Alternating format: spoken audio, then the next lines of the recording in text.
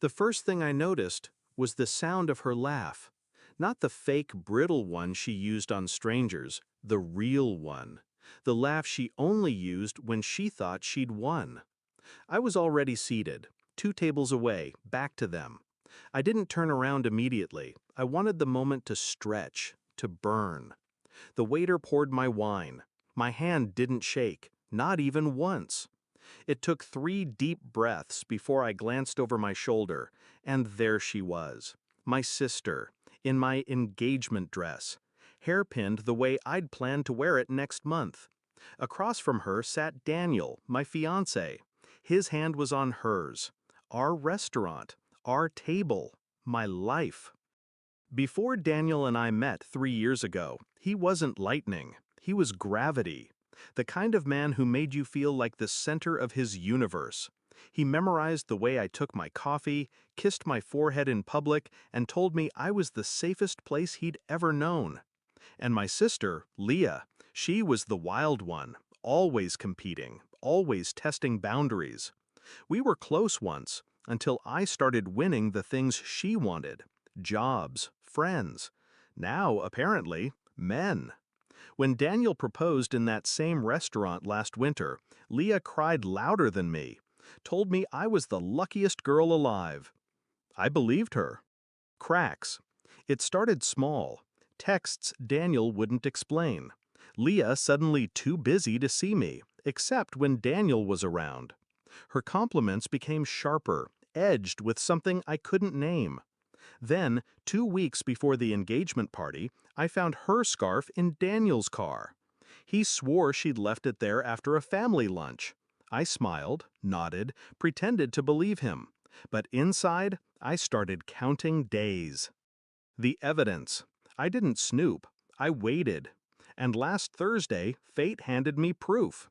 A friend texted, "Isn't this your sister? She's at Jardin with a tall guy. Looks like your fiancé." She sent a photo. Leah, Daniel, same table where we'd celebrated our anniversary. His tie loose, her hand on his thigh. I stared at the image for a full minute. Not angry, not crying, just cold. The shift. People expect you to break when your heart does. I didn't. I became precise. First, I moved my savings into a private account. Quietly canceled the joint credit card. Then I called the restaurant, reserved the table directly beside theirs for Saturday night. Same time, same waiter. I picked my black dress, the one Daniel hated because it made me look unapproachable. Perfect. Saturday. When I arrived, the maitre d' gave me a strange look. "They're already here," he whispered. Good. I sat, 2 tables away, close enough to hear their low voices. Daniel was leaning in, saying something about how it'll all be over soon. Leah laughed. That laugh. I ordered wine. The waiter, Mark, wasn't just a waiter. He'd been there for my proposal, our anniversaries, every milestone. He knew.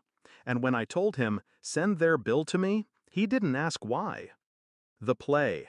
Halfway through their meal, I stood, walked past their table slowly. Leah's eyes met mine first. She froze, fork midair. Daniel turned pale. "Evening," I said. No anger, no raised voice, just calm, measured venom. "You both look dressed for the occasion."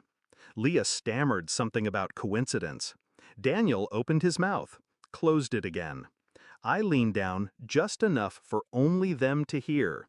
"You should have picked another restaurant. And another dress." The strike. I straightened, handed Mark an envelope. Inside was a copy of the prenup Daniel didn't know I'd updated last month. And photos. The ones from my friend. "I'll take my check at the bar," I told Mark. Then to them, "Enjoy your meal. It's the last you'll have here." They didn't follow me immediately. I think they were still processing. But when I reached the bar, I heard the voices rise. Daniel accusing her. Leah accusing him. Perfect. Fallout. By Monday, my lawyer had filed for breach of trust under the prenup clause. Daniel lost the apartment, my apartment. Leah's husband, Oh yes, she was married. Got the photos too. By Tuesday, she was living at our mother's, pretending it was temporary. Daniel? Sleeping in a hotel, last I heard. Now, I don't miss them. I miss the version of me who thought they were mine. But she's gone. What's left is sharper, quieter. And when I hear laughter in a restaurant now, I don't flinch. I just listen. Because I know exactly what to do with betrayal when I hear it. Final line. They taught me the difference between love and ownership. Now, everything I own stays mine.